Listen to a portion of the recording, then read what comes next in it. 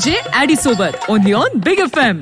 Right, नमस्कार. 95 big FM चा मी RJ ऍडी तुमच्या सोबत लेकर बडी बडी बात ऍडी के साथ व्हेरी गुड इव्हनिंग. आणि तुम्हाला माहिती असेल TICCच्या माध्यमातून आपल्याला यावर्षी पुण्यात अतुल परचुरे बाल कला करंडक स्पर्धा अनुभवता येणार आहे.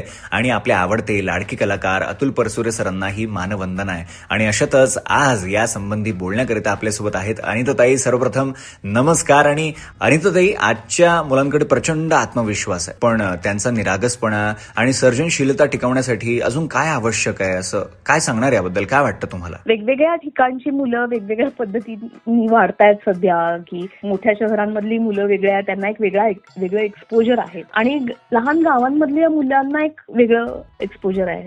जे मन आहे आणि एक प्रकारचं एक निरागसता आहे, ती निरागसता त्यांची जपली जावी असं एक वाटतं. त्यांचे विषय, त्यांच्या मनातले विषय, आधुनिक जगातले त्यांचे विषय काय आहेत, त्यांच्या समस्या काय आहेत, या त्यांच्याकडून आपल्यापर्यंत याव्यात असं एक वाटतं. मिनल खोत यांचा हा जो इनिशिएटिव्ह आहे तो अत्यंत गरजेचा आहे आणि लोकांनी सहभाग घेतला पाहिजे. आपल्या मनात काय चाललेलं आहे ते नाटकाच्या माध्यमातून व्यक्त केलं पाहिजे. आणि नाटक हे अतिशय प्रभावी माध्यम आहे या सगळ्याशी जोडलं जाण्याचं.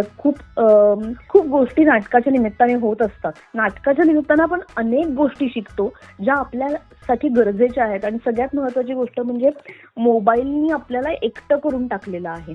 आपण एकटे असतो, गेम खेळतो, काय अजून काहीतरी पाहतो.